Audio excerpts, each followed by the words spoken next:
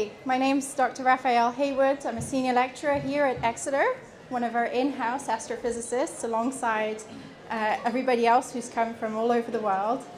And today I want to actually begin this by saying that there is no planet B.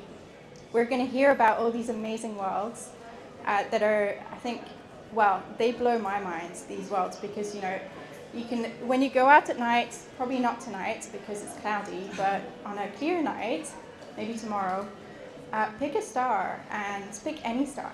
And that star, it more likely than not, it has planets. And you can imagine what these planets might look like. Imagine those worlds. Just go crazy with your imagination. You're going to find crazy worlds, all kinds of things that we're going to hear about today. But all of these worlds, they're actually unique, right? And our own planet is unique. And that's why there's no planet B. We're not going to find another planet like our own. We're not looking for a planet like our own. We're looking for other worlds to explore, to satisfy our curiosity and our drive for basically finding out more about the universe. And the reason that I want to tell you why Earth is so special, right? So first, you've probably thought about this before, and of course, these planets are super far away, right? When you look out at the stars, they're all extremely far, and of course, we don't have the technology to go there. Although you might say, well, I'm an optimist, and actually, we're going to develop the technology, and we'll get those spaceships, and eventually we'll get there. And I think I could agree with you on that, possibly, with a bit of imagination. That's not actually the main reason why there's no planet B. It's not the distances. That's the easy part. The hard part is, what do you do when you get there? What do you do when you get to a planet, if we ever get there? And the reason is that our planet is uniquely suited to us because we've grown with our planet together. Earth has been around for about 4.5 billion years, and for about 3.5 billion years, so for most of that time, life has been around, and life has grown with the planet. All of these individual organisms and cells and plants and everything that's living has forged connections, strong ties with the land, the oceans, the atmosphere, the air, everything that makes our planet. And all of these connections are what makes our planet this beautiful, livable world that we have, that we see all around us. And we're a part of that. So that's what makes our planet our unique home in the cosmos.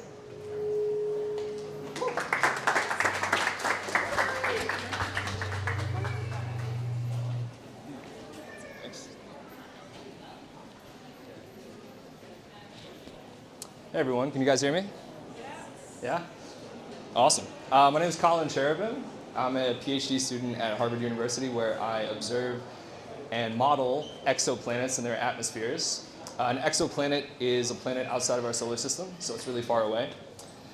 And I'm going to talk about some of the crazy worlds that Dr. Haywood just described to you. But first I'm going to ask for a tiny bit of audience participation. Does anybody know the most common chemical element in the universe? Hydrogen, that's right. What about the second most common? Yes, it is helium. Great. Hydrogen, then helium. That is right. So when planets form around other stars, they accrete these massive hydrogen and helium atmospheres just because there's so much of the stuff just laying around. Now, that might sound exotic to you, but it's actually thought to be a really common process for almost all planets that form. You can think of Jupiter as an extreme example. It's got so much hydrogen helium that the whole planet is pretty much just hydrogen and helium. But something really interesting happens in the billions of years after a planet forms. It undergoes a process called atmospheric escape, in which, you'll never guess, the atmosphere escapes. So much like a hand dryer or a heat lamp evaporates water away from your hand, the stellar radiation from a star nearby can actually blow away the hydrogen and the helium in an atmosphere, which is being depicted in this NASA simulation here. And something really interesting happens when that occurs. Does anybody know what's lighter, what weighs less, hydrogen or helium? Hydrogen, that is right. Thanks for the participation. So hydrogen is lighter, that means it escapes more easily. And over billions of years, you start to accumulate just helium. And so in some rare cases, you can get these weird planets that just have helium atmospheres, which is pretty weird, right? Now, why do we care about this? Well, I like to think if there are creatures that evolve on a planet like this, they might have like high-pitched, squeaky voices. I'm sure you've all heard somebody inhale a helium balloon before. But more importantly, if we can actually observe these helium atmospheres in these exoplanets, we can get clues about how these planets form and change over time. And so that's what I'm trying to do now, actually test the predictions with observation, which is a key part of the scientific method, right? Thank you guys so much for listening.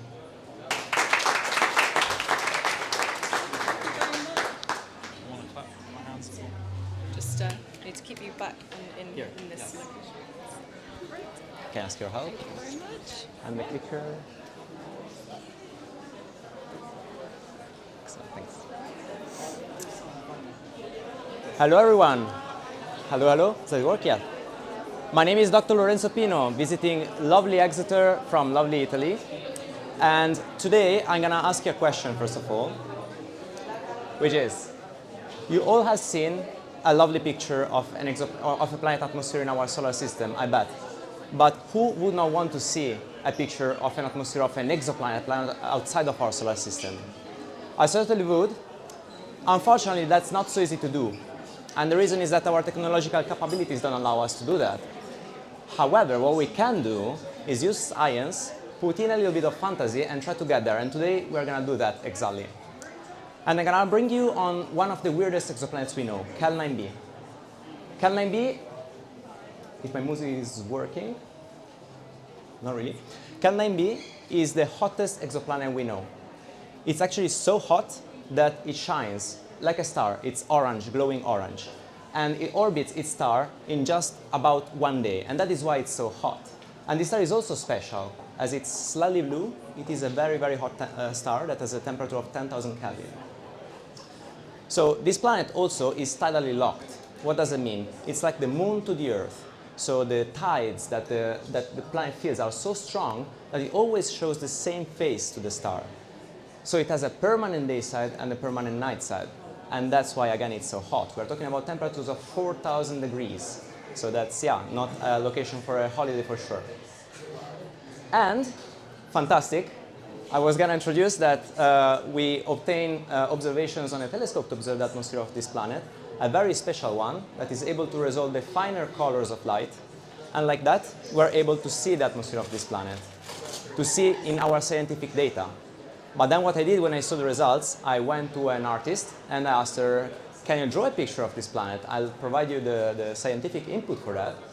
And here is the result. So it's right back of me. We see the star glowing blue in the background, as we described before. And we have an orange glowing planet. It's a giant ball of gas, dominated by iron gas in this case. That's what you're seeing over here. And what we're doing is we're flying over the transition between the night side and the day side of the planet. So that's what you see here.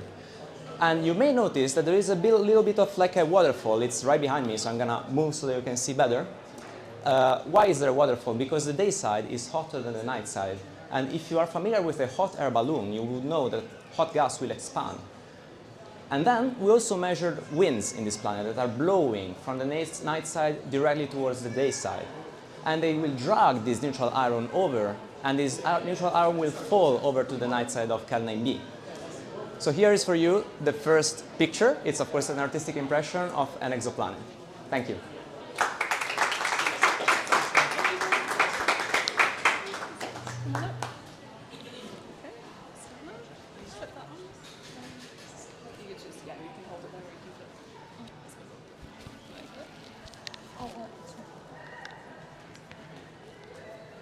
Hi everyone, I'm Rui Zhizhan from Peking University.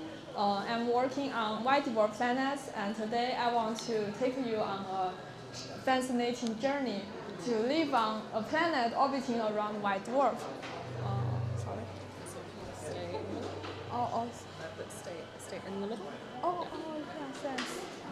imagine you are holding a piece of chocolate. It's delicious, isn't it? And now we use some astrophysics magic to infuse a mass of elephant to this chocolate. Wow, that's what happens on white dwarf. For typical white dwarf, it has a mass of sun, but has the size of the Earth. So imagine what the people living around this compact white dwarf. We know for a habitable planet, we need to have liquid water on the planet as we know it. So for our sun, it's large. It's like a campfire. The campfire can heat all the people around it. But for a tiny white dwarf, it's like a tiny candle that we need to put our hand really close to the candle, the white dwarf. So the planets orbiting around white dwarf must be very close to the star. So what happens? Yeah, we can celebrate birthday every day. Why? Because the orbital period is very low, small. You can celebrate birthday every day. And yeah,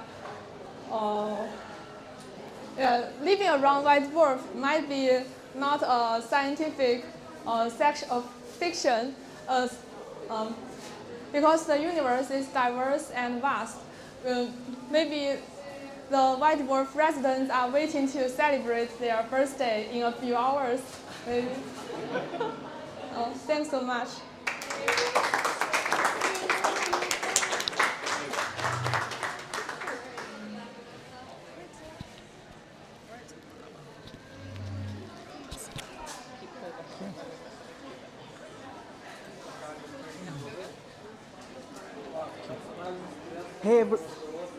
Hello.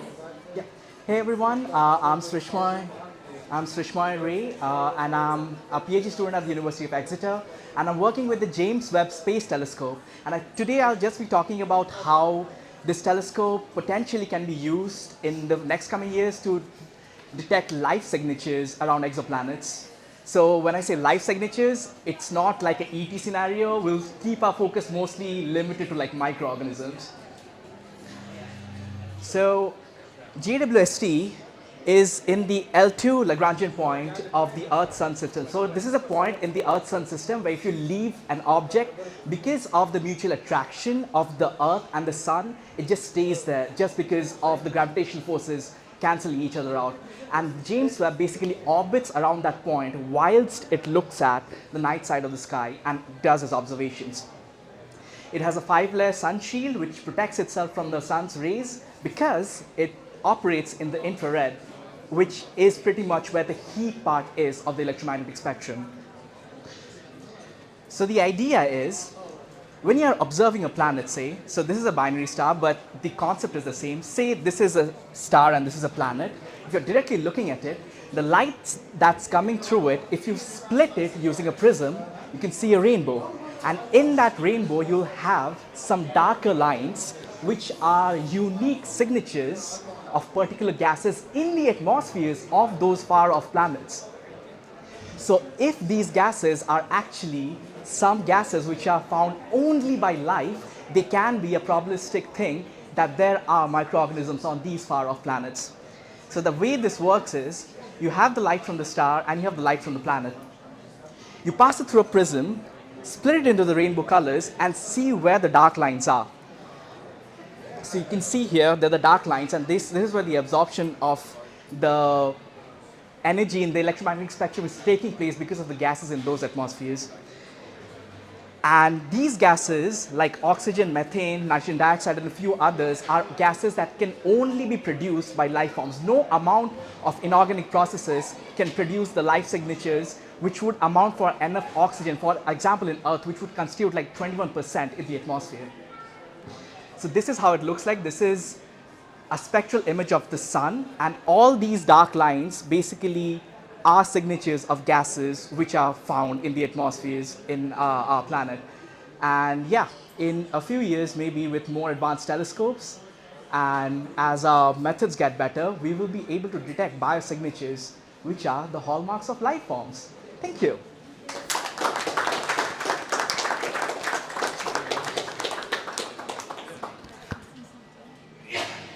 Okie dokie. So let me just write that.